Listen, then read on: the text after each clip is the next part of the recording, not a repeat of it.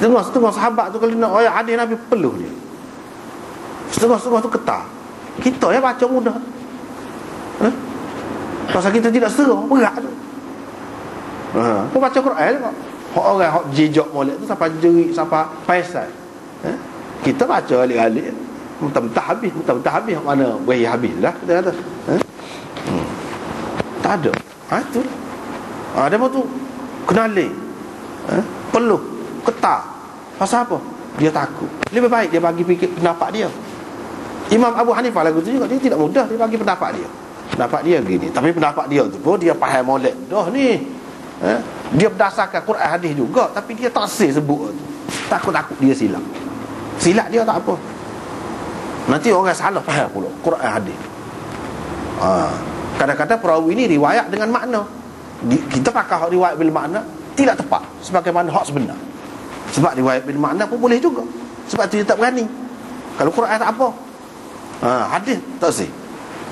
Bukan dia tak erti, bukan dia tak ingat dah, tapi dia cermat.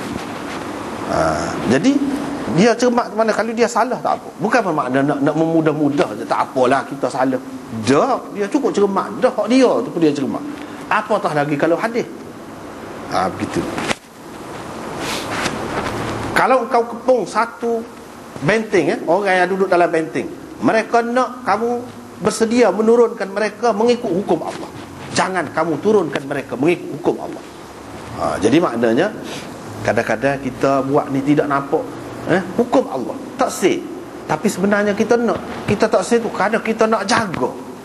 Kadang-kadang hak tu lebih baik daripada kita mudah-mudah hukum Allah. Padahal tidak buat molek, bahaya lagi hak tu. Ni berdasarkan hadis ni lebih baik kita tak usah kecek banyak, asal kita buat. Daripada duduk dakwah berdegar-degar tapi tak buat, apa faedah? Aib lagi. Ini maksudnya. Jangan buat turun mereka itu mengikut hukum Allah. Mana hukum Allah ada, tapi takut-takut tak kena. Lebih baik hak kamu, hak mudah faham. Dia pun faham, kamu pun faham. Ini juga bukan makna tak boleh buat turun ni makna haram. Tidak. Mana lebih baik. Mengambil jalan cermat, langkah cermat lagu tu. Tetapi kamu turunkanlah mereka mengikut hukummu. Kerana dia rayak sebab kamu tidak pasti kamu betul menepati hukum Allah kah untuk mereka itu ataupun tidak. Kamu tak pasti. Jadi hukum Allah hak sebenar. Kalau aku ada senang aku boleh rayak. Ni kamu nak pergi ni jauh ni, nak pergi ni. Jadi kamu tak tahu hukum Allah. Dan hukum Allah tu boleh jadi berubah-ubah pula, hak lagu lain pula. Kamu tak tahu. Tetapi hak kebiasaannya kalau dalam sejarah ni memang orang kafir, kalau orang Islam ni pergi royak, jaminan dia saja dia sudah percaya. Tidak serupa dengan hak Islam tu. Hak Khubayb dengan sahabat-sahabat dia tu kan, kena kepung atas bukit tu, orang kafir bagi jaminan tak apalah tu, kita tak buat apa-apa. Turunnya bunuh dia. Tu Asim tu tak situ. Dia kata aku tak percaya kau orang kafir. Sungguh betul dia lah. Ada sahabat dia kata tak apalah kita turun, kita kena kepung tadi. Dan dia bagi jaminan kita tak akan buat apa-apa. Turun kena ke dia. Asim tu duduk lawai semacam mati dia kena anak panah. Mati orang kafir nak sangat dia tu. Pasal apa? Pasal dia telah bunuh orang kafir dalam perang.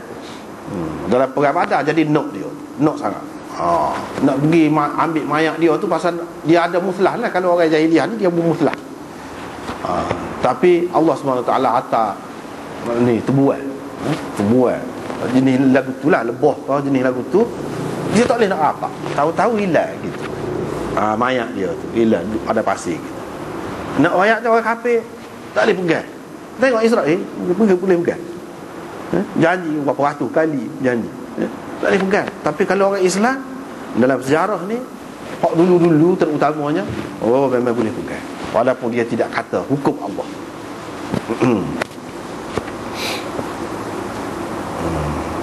Seterusnya Nabi SAW apabila hantar amir ataupun sariyah, da'ahu, dia akan panggil dia dan pesan seperti jugalah.